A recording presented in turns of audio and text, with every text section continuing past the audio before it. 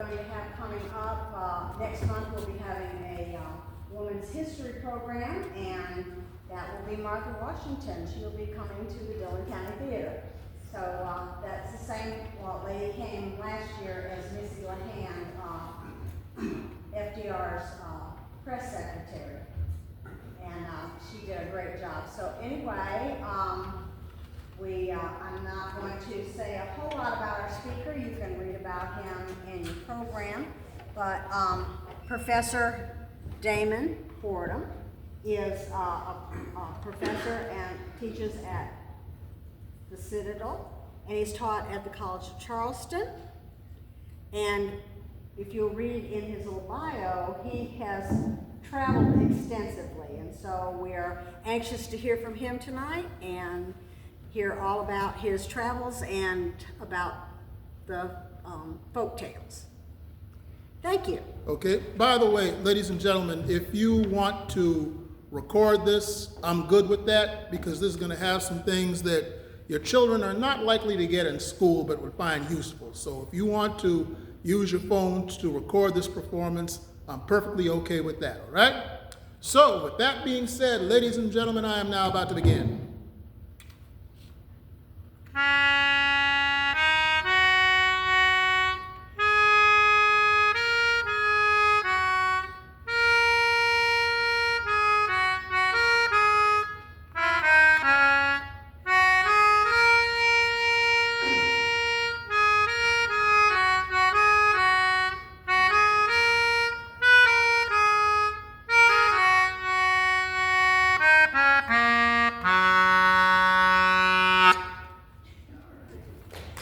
Now, thank you. I take it that y'all know that. I'm glad to hear the little fellow there particularly enjoyed that. I'm sure that most of y'all know that as oh freedom over me, and before I'll be a slave, I'll be buried in my grave and go home to my Lord and be free. That speaks for itself. It requires no analysis or explanation, but I think it's a perfect way to begin this program of the folk tales that I have gathered both in my travels in Africa and my research here in the great state of South Carolina. Now, I've made 4 trips to Africa over the last 4 years, including beginning in places like Senegal, Gambia, Togo, Ghana, as well as Egypt in the eastern part of Africa. And I spent a lot of time with these people called the griots. And for those of you who don't know, the griots are these people in Africa for hundreds of years passed down the stories of the kings and the queens and the villages, as well as stories of wisdom and instruction. And I spent a lot of time with them, fellowshipping with them and sharing stories, and I've included some of their stories in my book, The Black Folk Tales and Chronicles of South Carolina, and I am about to share some of them with you. Now, in Ghana, the national hero of the nation of Ghana in West Africa is a spider by the name of Anansi. And Anansi is kind of interesting because many of the people of Jamaica today are descended from the Akan people of Ghana. And while I was in Ghana, I went through an initiation with the Akans, and they gave me the name of Kwaku, which is he who was born on Wednesday. And ironically, Anansi's full name is Anansi Kwaku. So one of the stories they tell about Anansi makes a whole lot of sense, especially in this time. It said that Anansi wanted to gather up all the wisdom that he could find and put it in a gourd, which is a kind of jar. And he wanted to keep that gourd all to himself. So he went around gathering the wisdom and putting it in the garden and all of that, and he was being a real hoarder with it, right? He figured he'd hoard all this to himself and be the wisest person out there. So once he got this jar all full of wisdom, he took his tentacles and started climbing up the tree with one part of his tentacles and the other tentacles are holding the garden, when all of a sudden he got a slippery spot, and the gourd of wisdom dropped and cracked. All the other animals went around and gathered up the wisdom that dropped and escaped from the gourd. So Anansi went,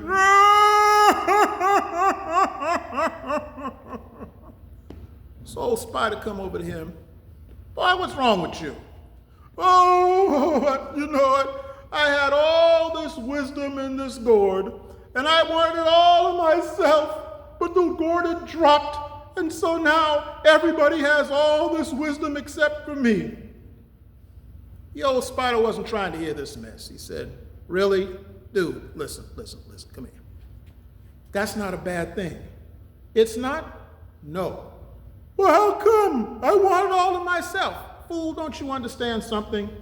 It's always better for many to have wisdom instead of just one. Let that sink in. So another one along these lines was the tale of the talking skull, which relates to something that a lot of people deal with in daily life. Said that this one fella, he was walking down the road in the village, and he saw a skull on the side of the road, a human skull. Bent down, picked up the skull, and said, I wonder what this is doing here. And the skull said, talk brought me here. Guys went, what? Skull said, you heard me. Talk brought me here. Oh man, I gotta tell the king about this. So he ran back over to the king. Your Majesty, Your Majesty. What is it? What do you disturb me for? What is going on here? Well, you see, Your Majesty, I was walking down the road and there was a skull over there, and the skull talked, and the skull did what?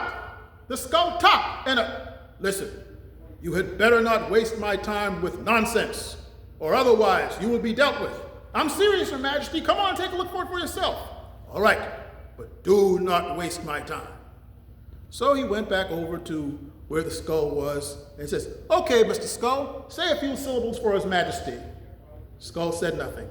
Come on, talk to the king. He wants to hear you say something. King's there. I'm waiting. Come on, sing something. Do the alphabet. Tell us a joke, something. King said, you have wasted my time. Guards, off with his head. Several weeks later, another guy is walking down the village road, and he sees two skulls. And he picks up one of them and says, I wonder what this is doing here. And the other, most recent skull said, talk brought me here. Again, let that sink in. So one thing that was interesting was that one of my hosts over there, he told me about his great-great-great-grandfather. And that was back during the days of the transcontinental slave trade. And he told me that this great-great ancestor of his was so wicked that he did something that was considered unforgivable by the standards of their village in Gambia. He said that this great-great-great-grandfather sold his own brother to the slave dealers.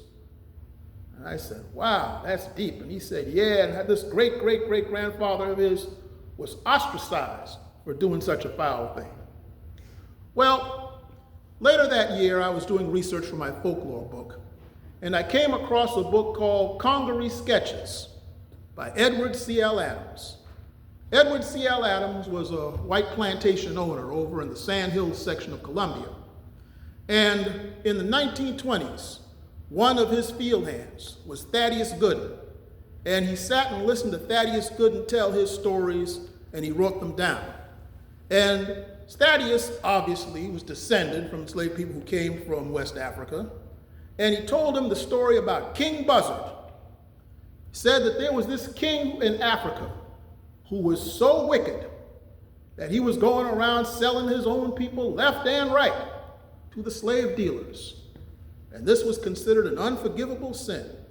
So after this wicked king died, the king went up to find his assignment afterwards. Well, am I going to heaven? You sold your own people, man. You're too wicked for that. You can forget about heaven. You mean? So down he went. He gets down there, Mr. Satan? Oh, it's you. Well, yeah, you see, they said I was too bad for heaven, so they sent me down here, and you sold your own people to the slave dealers, right? Well, yeah, man, forget you. No. But wait, if I'm too bad for heaven and hell, where am I going to go? Well, old Satan crowned him as King Buzzard, which meant that he would fly throughout earth for eternity, feasting on the bones of the dead for the rest of all eternity. For selling his own people was considered too evil for heaven and even too evil for dead. So that when you see the buzzards feasting, that's old King Buzzard paying for the evil that he did to his own folks in Africa. Now, the fact that this gentleman who told me this story in Gambia, I'm sure he hadn't read Edward C. L. Adams. In fact, very few people have in the last 100 years. But to show how these stories connect, show you how there was this unconscious passing down of stories to where people here forgot where they actually came from. And one of the most famous cases of that, or what should I say, one of the most interesting cases of that, is as follows. We were at the West African Cultural Research Center in Dakar, which is the capital of Senegal, West Africa. And we were listening to Dr. Ousmane Sene, who is a greatly regarded scholar in Senegal, and he is also a master griot. And he was telling us that among the Wolof tribe over there in Senegal, that they pass instructions down to their children through the stories of Loki and Boka. And so I said, huh? He said that Lok was this wise rabbit who, even though he was weak, he had the ability to outsmart Boki, who was this huge and strong hyena, but he was wicked and stupid. So they told the children over there to be like Lok, who was wise, although weak, and not like Boki, who was big and stupid, although he was stronger, because they said that the best weapon that you could have is in your head and not in your hands. And I said, wait a minute, this sounds kind of familiar here. And so Dr. Ousmane Sene smiled and said, I take it you are thinking of your brer rabbit. And I said, yeah. And he said, well, where do you think you get your brer rabbit from? I'm like, whoa, this is deep. And sure enough, in my research, there was a lady by the name of Abby Christensen from Springfield, Massachusetts, who came down to Port Royal, South Carolina in the summer of 1874. And she was the house guest of a fellow by the name of Nathaniel Hayward, who was a plantation owner. So one day, Miss Christensen is sitting out on the front porch of the plantation with Mr. Hayward. And so Mr. Hayward says, Miss Christensen, how'd you like some entertainment? She said, sure, I would. So he goes out to the field and says, hey, Prince, come on over here. Prince Baskin, who had been with him since slavery, was out there in the fields. Very old man. Came up on the porch. Yes, sir? Hey, Prince, why don't you tell Miss Christensen one of those stories that you told me? He goes, oh, yeah. You see, once upon a time there was this rabbit, see, who was stealing the wolf's corn. And he noticed that the rabbit's footprints were coming in there every night, and one day Miss Wolf says, look here, I'm tired of that rabbit coming stealing our corn every night. I want you to catch him and get me some rabbit soup for the dinner. And he said, I know what I'll do. So he took a lump of tar and put a hat on it and a carrot for a nose, and a coat over it. The rabbit come by, hey, how you doing, stranger? Got his hand stuck. So all of a sudden, Wolf comes by with a kerchief around his neck and a knife and fork. I'm getting ready for some rabbit stew now. Wait a minute, Mr. Wolf. Before you do that, one thing you got to promise me that you wouldn't do. Please don't throw me in that briar patch. Throw you in the briar patch? That's right. You can cut my head open and skin me alive, but please don't throw me in the briar patch. Don't throw you in the briar patch, huh? Well, I'll fix you. 1 for the money, 2 for the show, 3 get ready, and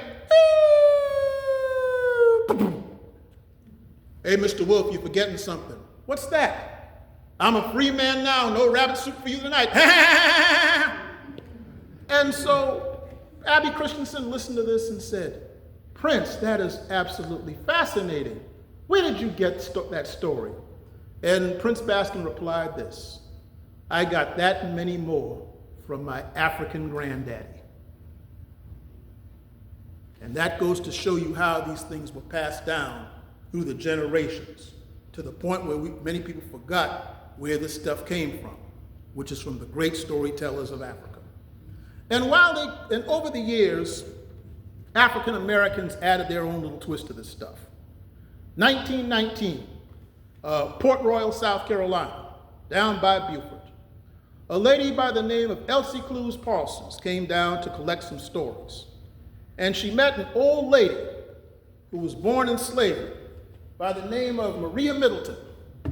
Now, Maria Middleton was not fortunate enough to go to school when she was a young girl, having grown up in slavery. But she had ears, and she could hear, and she heard the elders, and she had a mind which can create as well as hear. And she told about something that was a common problem among African Americans around 1919. It goes as follows. Said that one time Brer Rabbit was out stealing all the other animals' food and making their lives miserable. And so finally the animals took Brer Rabbit to the animal court. And the animal court voted unanimously that Brer Rabbit should be hanged the next day for all the tribulations that he brought to the people. So they put the rabbit in the jail, and they all were cheering, waiting for him to hang the next day. So not too long after that, the rabbit's in jail. Yeah, who is it? Well, Brother Rabbit, it's me, Brother Crane. Oh, Brother Crane, you're the only friend I got left. They gonna hang me tomorrow. Well, they might not. How's that? Come here, let's talk for a minute here. We got an idea, see? So the next morning, the animals all came out there to the scaffold, and there was the great big tree with the rope hanging from one of the limbs. And the animals shouted, "Hang Brer Rabbit! Hang Brer Rabbit! Hang Brer Rabbit!" And they brought Brer Rabbit out there with the handcuffs, and the animals cheered as they put him up to the scaffold by the tree, and then they were about to put a rope around his neck, when all of a sudden, from beyond the clouds, came a sound, "Let that rabbit go. He ain't done nothing." And when the other animals heard that, they went, "Ah!" and ran. So not too long after all the animals ran away, the crane came flying from down behind the clouds and went down to the scaffold and unlocked the handcuffs and took the rope off of Brer Rabbit's neck, and Brer Rabbit said, "Good job, Brother Crane."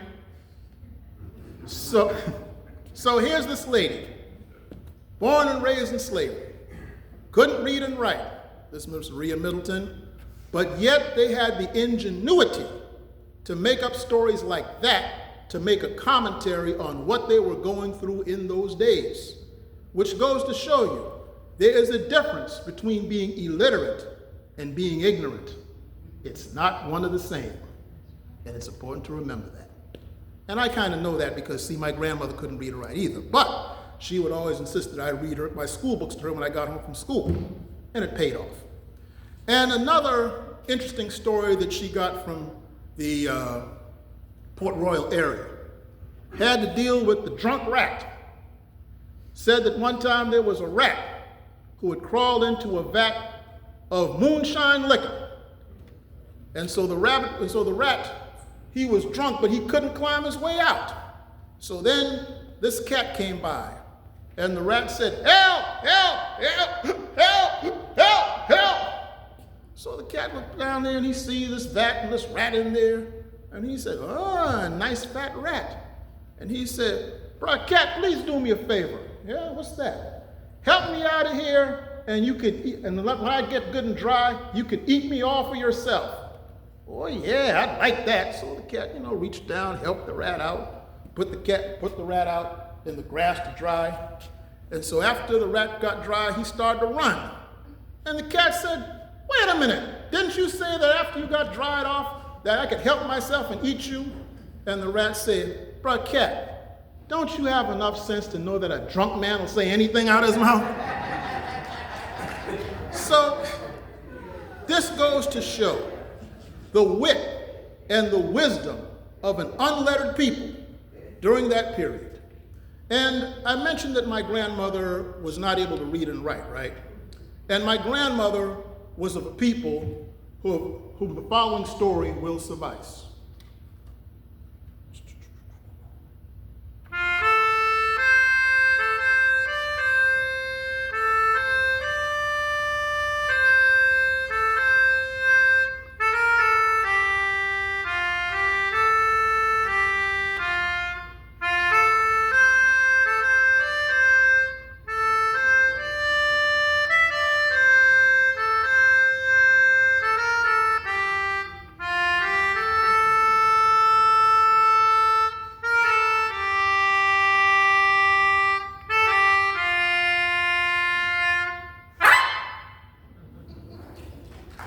Now, many of you probably know that as Michael rowed the boat ashore. But what a lot of people don't know is that that song has its origins in 1867 in Port Royal once again. There was a group of musicologists who came down to write a book called Slave Songs of the United States. And one of them, a fellow by the name of Charles Ware, wrote down in musical notation the black people singing that and putting it in a book. Well, in 1955 in Charleston, there was a great teacher, some of you might have heard of her, by the name of Miss Septima Poinsett Clark, who was fired from teaching at Sanders Clyde Elementary because of her civil rights activities. So she went to Monteagle, Tennessee, where she taught illiterate black adults how to read and write and register to vote and take charge of their lives. So in 1959, she was joined by some white kids from the University of Berkeley in California and the coffee houses of Greenwich Village in New York. And they were all arrested. And Miss Clark was put in a separate cell from the white kids for obvious reasons. And Miss Clark began to sing Michael Row the Boat Ashore to ease her mind. And the white kids never heard anything like this before. So when the white kids went back to the coffee houses of Greenwich Village and the University of Berkeley, they took that song with them. And that's where you get that generation of the white folk singers, like Pete Seeger, Peter, Paul, and Mary, and the Smothers Brothers, and the Mamas and the Papas, and Joni Mitchell, and Joan Baez, and Bob Dylan. If you could imagine Bob Dylan getting up there and going, Michael row the boat ashore, hallelujah. This is how that song became internationally famous. So in 1981, Ms. Clark sued the state of South Carolina for the unjust lost years of back pay and won and collected before she died on December 15, 1987. And that song, along with the sweetgrass baskets that you see in the Charleston area, and the folkways and the dialect and the foodways and the culture of much of the black population from Georgetown, South Carolina to the north, to Brunswick, Georgia to the south, these things are collectively known as the Gullah culture of that region. And that gets its name from the Gola tribe of Sierra Leone and Liberia, which I can tell you firsthand, have a long history of making sweetgrass baskets and growing rice. I have a sweetgrass basket from Sierra Leone myself at home. And when they were brought here in slavery to the rice plantations along the coast from Georgetown to Brunswick, those rice plantations were so isolated that the only white people there were the plantation owners and the overseers. Thus, these black people kept more of their African speech, folkways, and culture than any other black people brought to these United States. My grandmother, Janie Fordham, was born in Owendaw, South Carolina, around 1900. And because she never had the opportunity to go to school and learn to read and write because she had to work in the fields, she spoke Gullah till the day she died in 1976, when I was 12 years old, do the math. And in 1968, when I was 4 years old, she would call me in the house by going, Damon, y'all churn too trifling, y'all better come on in, y'all, for I box y'all, and things like that. So she and my grandfather saved their money so that my dad could go to South Carolina State in Orangeburg, where he, I knew y'all would like that, where Dad became the first of 3 generations of teachers in our family. I'm the second, and my nephew was the third. And in those days, if you were in an educated family in the Charleston area, your parents did not want you speaking Gullah because people looked down on it as country and backward and low class and ignorant. But as you could tell, I always had a knack for theatrics. So every now and then I would deliberately make Dad furious and go, "Daddy, I'm hungry, I just want some okra soup." "Stop that, I didn't send you to school to talk like that. I wasn't wrong, Daddy, I just want something fake. Eat, stop it, quit mocking your grandmother, stop it, I say." So in 1932, Dr. Lorenzo Dow Turner, a black professor of linguistics at South Carolina State in Orangeburg, and he was shocked to hear the students from Johns Island, South Carolina near Charleston say things like, "Man, Dr. Turney, hot up in ya, man, up the window." Excuse me, man, Dr. Turner, hot up in ya, up the window? Why, what type of speech is this? I find this fascinating. This I must study. So he went throughout coastal South Carolina and Georgia studying Gullah. And in 1949, he wrote Africanisms in the Gullah dialect. And in 1988, General Joseph Momo of Sierra Leone, West Africa, spoke at the Penn Center, 70 miles south of here. And he got in front of the people and said in his native tongue, "I'm glad to see you today." And a lady in the audience who spoke Gullah replied, "Red goddamn man for talk like we." He sounds like us. So the man who was Gladi Basidim took the people who talk like we back to Sierra Leone, and the people on both sides were amazed at the similarities of languages, lifestyles, and culture that PBS went along with them and filmed a documentary that was fittingly entitled Family Across the Sea, and that's the story of Gullah. So we now move on to one of my favorite subjects of American history, which is that of the Reconstruction era. And the reason that's one of my favorites is because I like to talk about things that most people don't already know. And the story of Reconstruction was censored from the history books for over 150 years for reasons I'm going to get into very shortly. The Reconstruction era was the period from 1865 to 1877. And that's why I'm glad you kids are here so you can hear this. That was when, after the fall of the Confederacy and the end of slavery, the federal government tried to reform the South by passing 3 constitutional amendments. The 13th in 1865 ended slavery throughout the country. The 14th in 1868 said all persons born here are citizens. And the 15th in 1870 said all men born here had the right to vote. Women would get that in 1920 with the 19th Amendment. So this meant that throughout the Deep South, African Americans were voting and electing their own representatives. There was one from here by the name of Calvin Stubbs, as a matter of fact, according to a book called Freedom's Lawmakers by Philip S. Foner. And in Louisiana, they impeached a corrupt governor named Henry Warmoth for embezzlement, and they replaced him with the first African-American governor. His name was Pinckney Benton Stewart Pinchback. And he did such a good job as the interim governor that he decided to run for the U.S. Senate from Louisiana in 1873 and won. But they refused to seat him. Gee, I wonder why. So he appealed before the Democratic Party to no avail.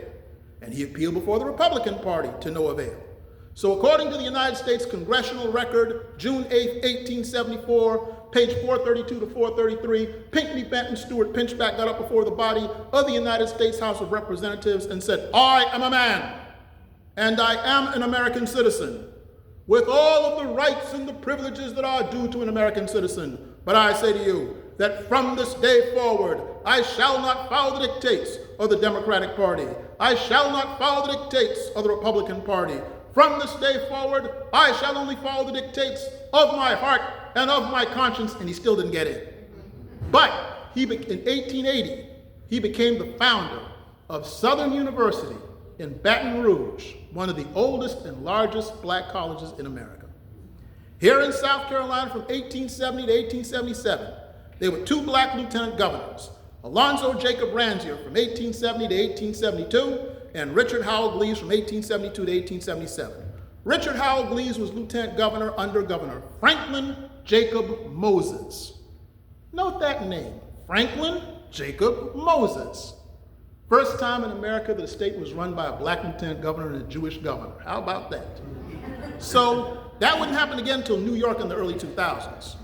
So in 1868, at what is now the federal courthouse in Charleston, 76 blacks and 48 whites gathered to rewrite the Constitution of South Carolina into the most progressive in American history up to that time, serving as a model for the rest of the South, called the Declaration of Rights, which can be found in your larger county libraries today. This document called for such things as all laws pertaining to racial discrimination be stricken from the books. Women would be allowed to divorce abusive husbands. There would be state hospitals and mental institutions. No one would go to jail for debt. And on January 23rd, 1868, the great Robert Smalls, who sneaked himself and his family out of slavery and into freedom aboard the Confederate ship called the Planter, he got up there and said these words, resolved, all children of South Carolina between the ages of 7 and 14 must attend public school at least 6 months a year under penalty of noncompliance. That, ladies and gentlemen, was the first public school law ever passed this far south of the Mason-Dixon line. Now, when I bring up these things, people usually ask me two questions. Number one, why haven't I heard any of this before? And number two, well, what in the heck happened? I'll explain them both. Throughout the history of the Deep South, the wealthy class of whites' deepest fear was that the poor whites, in their poverty and illiteracy and subjugation, would find common cause against the wealthy whites who exploited them both. So to prevent that from happening, the wealthy whites indoctrinated the poor whites into the idea that if black people had equality with them, the poor whites would be pushed to the bottom of society. In simple terms, ladies and gentlemen, divide and conquer of the poor so that the rich could stay rich. And that's what racism is all about, Charlie Brown. So, on December 24th, 1865, at the courthouse in Pulaski, Tennessee, 6 Confederate veterans gathered to form the Resistance Army Against Reconstruction. They named themselves after the Greek word for circle, which is kuklos, and the Scottish word for family, which is clan. You see where that went? Hello, that's how the Ku Klux Klan started. So for the next 12 years, the Southland bathed in blood as blacks and whites battled out in the streets. Memphis Massacre 1866, New Orleans Massacre 1866, Meridian, Mississippi Massacre 1871, Colfax, Louisiana Massacre 1873, Clinton, Mississippi Massacre 1875, Hamburg, South Carolina Massacre 1876, Ellington, South Carolina Massacre 1876, and November the 8th, 1876 on Broad Street in Charleston, blacks and whites shot it out in the middle of the street.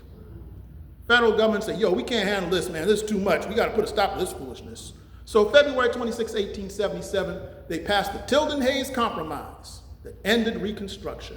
And one of the many negative outcomes of this was that Mildred Rutherford and her organization, the United Daughters of the Confederacy, went on a national crusade to censor things like this out of the history books and replace it with pro-Confederate narratives. So much so that in 1978, when I was in the 8th grade at Moultrie Middle School in Mount Pleasant, South Carolina, the South Carolina history book by Mary Sims Oliphant, Laidlaw Press, 1970, page 280, taught our class, quote, after the Civil War ended, the Negroes lost their heads. So the Ku Klux Klan was formed in Tennessee to bring order and stability back to the South. Well, fortunately for me, folks, I was a bookworm. I was a weirdo. I was bad at sports. I was awkward, so I read a lot. And among the things I read was Langston Hughes' Pictorial History of the Negro in America and Eyewitness the Negro in America by William Loren Katz, a Jewish author out of Brooklyn. Those books were my vaccination against the ignorance that I was being taught in the classroom. But other kids weren't that fortunate. And that's why I often tell young people today, if you like to read, don't worry about it, because the geek shall inherit the earth. So, in 1890, the governor of Mississippi, James K. Vardaman, called the Mississippi legislature together to throw out the Progressive Reconstruction Constitution and replace it with one called for segregation. Here in South Carolina, on September 10, 1895, Benjamin Ryan Tillman, our senior senator who 2 years earlier sent a black man named John Peterson in Denmark to a lynch mob, he called the South Carolina legislature to throw out the Progressive Reconstruction Constitution and replace it with one calling for segregation. However, as described in my fourth book, The 1895 Segregation Fight in South Carolina, 6 brave black leaders, Robert Smalls, who we just discussed, William J. Whipper, a black lawyer in Charleston, James Wigg and Isaiah Reed, 2 black lawyers from Beaufort, Thomas Miller, the founding president of South Carolina State University, and I knew y'all would like that, and Robert Anderson, a black teacher from Georgetown. Those 6 brave men risked their lives to go before the South Carolina legislature and argue eloquently against the segregation constitution. And the two whites who joined them in voting against that was T.E. Dudley from right next door in Marlboro and J. Halston Reed from Georgetown. They lost December 4th, 1895, 116-7, but that loss inspired the next generation to do what they could to overturn these laws, and that's important, for in the words of the great Spanish philosopher Jorge Santillana, those who don't remember the past are condemned to repeat it. So in 1931, after all this was over, there was the first black representative since Reconstruction was out of Chicago, Oscar DePriest. And on 1930, he went on the Senate floor and said, "Ladies and gentlemen, I would like to bring 2 former members of this body before you today for Negro History Week."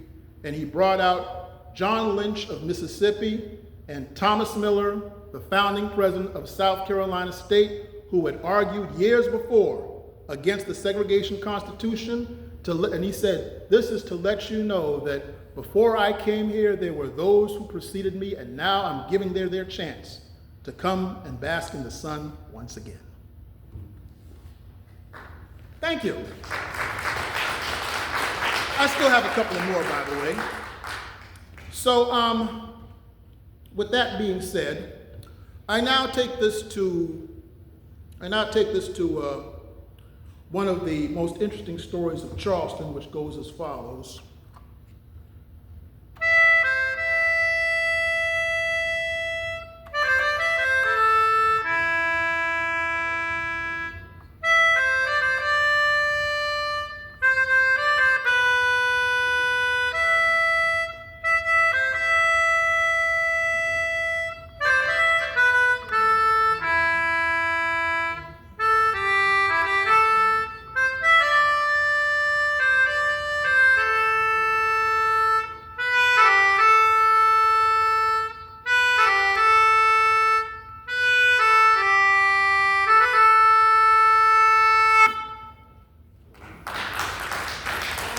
I see that y'all know that it's summertime from Porgy and Bess, but what a lot of people don't know is that they were based on a real-life couple named Samuel Smalls and Maggie Barnes.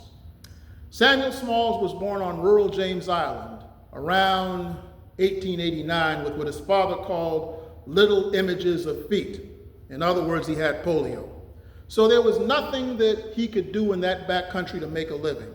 So his father brought him to downtown Charleston to help him make a living, and he built his son a goat cart, and Nan the goat would pull him around while he would either beg for change or sell vegetables, and when the tin cup was filled, he would go to a place called Cabbage Row, where they had a trough where he would water the goat, and he would take the money that he filled up in the tin cup to use it to drink liquor and shoot dice with the fellas and try to talk with some of the ladies. And one such lady was Maggie Barnes, who lived uptown on number 4 Romney Street. And on the night of March 22nd, 1924, he went to Maggie Barnes' place where they got in an altercation because he accused her of trying to steal his watch. So he pulled out his pistol and started shooting at her. But since he had polio, all she had to do was duck. So the police were called, and he wound up in jail. And the headline in the Charleston News and Courier newspaper, March 24th, 1924, read, "Excuse me, folks, cripple arrested for firing at woman." You know, back when they had all that sensitivity and political correctness. Real woke, you know how it was back in those days. So later that afternoon, there was a white gentleman who lived downtown named Du Bois Hayward, who was reading the paper and eating breakfast with his sister. And he came across that story and said, "Hey, I know this guy." And he thought about Samuel being born poor, black, illiterate, disabled, begging in the streets to survive in his pathetic attempts to find love. So he wrote the novel Porgy, which fictionalized Samuel Smalls as Porgy, Maggie Barnes as Bess, and Cabbage Row as Catfish Row. And I have it at home, it's a pretty good read. And in 1933, the great Jasmine George Gershwin read it in New York and said, "This is really good stuff." So he came down to Charleston and collaborated with Du Bois Hayward, and the result on the Broadway stage on October 10th, 1935, was the great Broadway musical Porgy and Bess. Gershwin died in 1937, Du Bois Hayward died in 1940, Samuel Smalls was at the Old City Jail on Magazine Street until June 3rd, 1924, and when he went before Judge S.C. Brown, and the judge felt sorry for him and suspended his sentence. So he went back home to his mother, where he died a few months later. In 1970, Maggie Barnes, the Charleston News and Courier, tried to interview her about being the real Bess, but she refused, because by then she was married to a decent man and involved with her church, and she didn't want either one to know about that part of her past. So she took all that with her to her grave. And in 2007, I was writing my first book, True Stories of Black South Carolina, when I interviewed J.C. Delliston, the grandnephew of Samuel Smalls. And his words to me were as follows: "If a man riding around in a goat cart can inspire something that has brought this much joy to the rest of the world, then what can the rest of us do?" And that, ladies and gentlemen, is the real story of Porgy and Bess. So, now for my grand finale.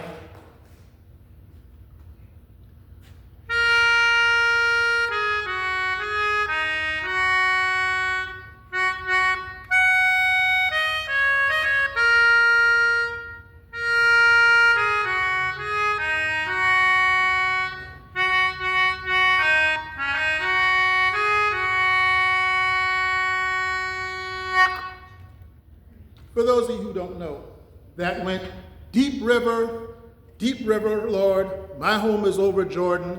Deep river, Lord, I got to cross over into campground. Again, that speaks for, during those days when slaves would sing that, the slave master would go, "Oh, what a wonderful song about them going to the Jordan River and being baptized." No. That was about crossing that Ohio River so they can get off of that plantation and be free. And that leads us to the story of the Denmark-Vesey Rebellion of Charleston of 1822. Denmark-Vesey was born on St. Thomas Virgin Islands, and he was owned by a Charlestonian named Captain Joseph Vesey. And Captain Vesey needed somebody to do paperwork for the plantation, so he taught Denmark how to read and lived to regret it, because Denmark read other things. He read Exodus 21:16, which said, "He that stealeth a man and selleth him shall be put to death." And Revelation 13:10, which said, "He that leadeth into captivity shall be led into captivity." Things you don't usually hear in church. And he also read about the Haitian Revolution, where the blacks of Haiti under Toussaint Louverture and Jean-Jacques Dessalines overthrew the rule of Napoleon to make Haiti the first free black republic of the Western Hemisphere. Things you don't usually hear in a classroom.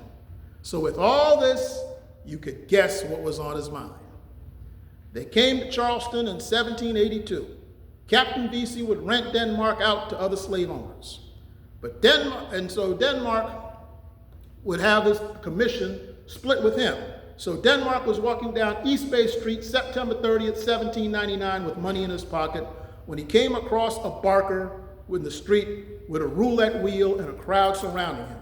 And the barker said, "Hurry, hurry, hurry, ladies and gentlemen, boys and girls, step right up, place your bets on the number, step right up, round and around she goes, where she stops, nobody knows." Denmark placed a bet on number 1884 and won $1,500. So he went back to Captain Vesey. Let's see now, I'm working here in my ledger here, and Denmark, come on in, old boy, what can I do for you? "Captain Vesey, I have a question for you." "Why, certainly. What is it, Denmark?" "How much am I worth, sir?" How much are you worth? Let me look in my ledger. Let's see. Oh, here it is. According to this, you're worth $600. Why do you ask? Blickety, blickety, blickety, blickety, blickety, blickety, blickety, blickety. Okay, onward 600. Here's 8. See ya. Hey, wait a minute, Denmark. Have a nice day.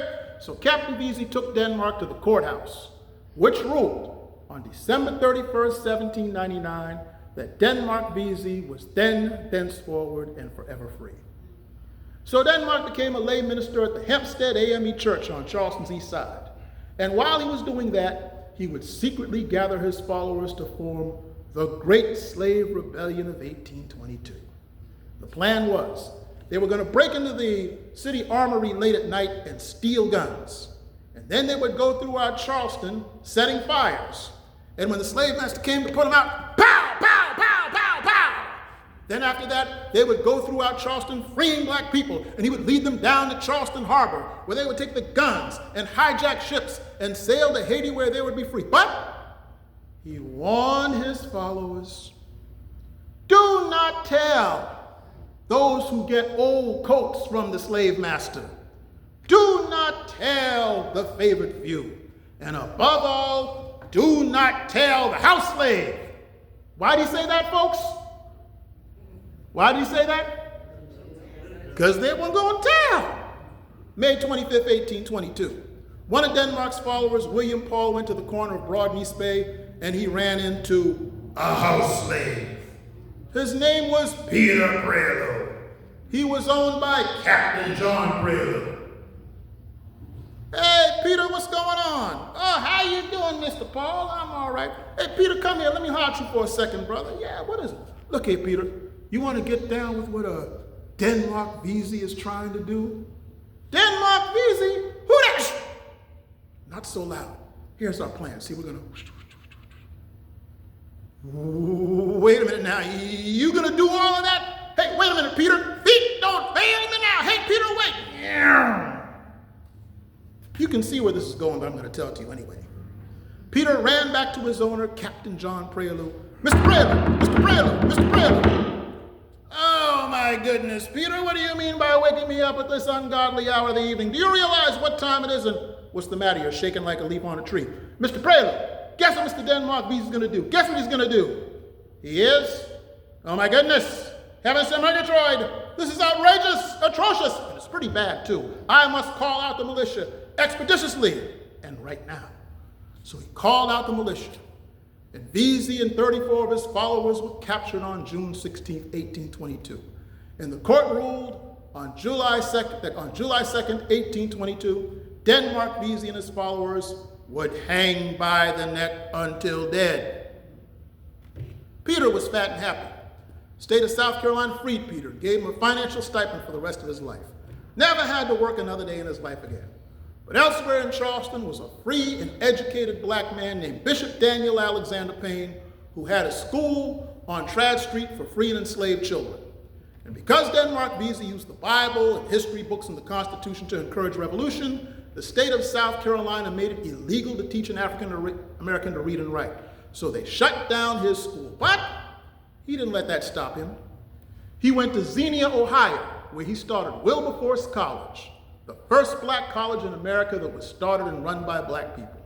And one of his graduates was Bishop Richard Harvey King, who came down here in 1865 and took what was left of the Hempstead AME Church and built a new church on 110 Calhoun Street that he named after the Hebrew word for God is with us, and said it would be the mother of the new black churches in Charleston. And that is how Mother Emanuel AME Church came into being. 1902, the great poet Paul Lawrence Dunbar spoke at Mother Emanuel. 1909, the great educator Booker T. Washington spoke at Mother Emanuel. June 16, 1921, that other great black educator, Dr. W.E.B. Du Bois, spoke at Mother Emanuel. April 12, 1962, when other black churches in Charleston, including my own, locked him out for fear of reprisals, Martin Luther King spoke at Mother Emanuel. I was there in 2019 when Senator Cory Booker spoke at Mother Emanuel, and I was there in 2024 when President Biden spoke at Mother Emanuel. But unfortunately, that church is best known for the fact that on June the 17th, 2015, the terrorist Dillon Roof entered and assassinated a couple of good friends of mine, the Reverend Clemente Pinckney and the librarian Cynthia Hurd, and 7 other members of the congregation, including Reverend Daniel Simmons, who's from nearby Mullins.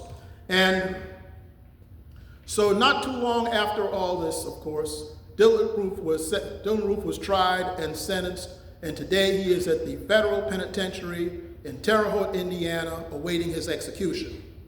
However, not too long after this, 10,000 of us marched on Mother Emanuel to show the world that we were not afraid to go back into the church.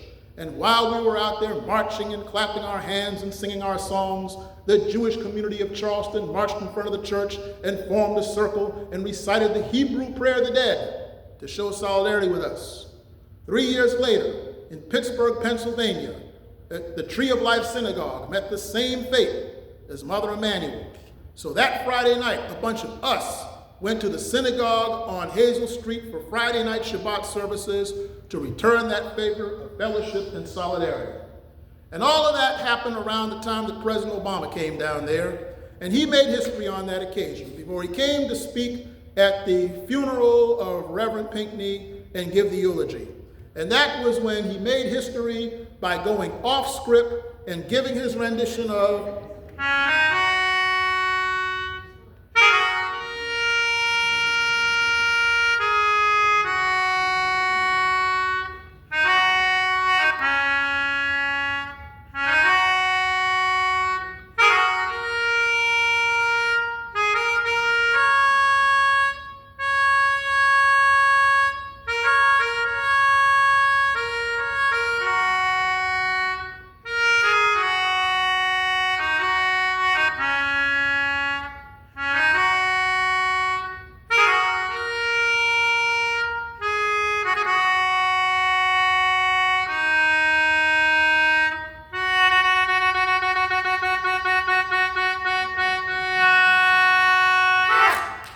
My name is Damon Fordham, and I hope you have enjoyed this evening.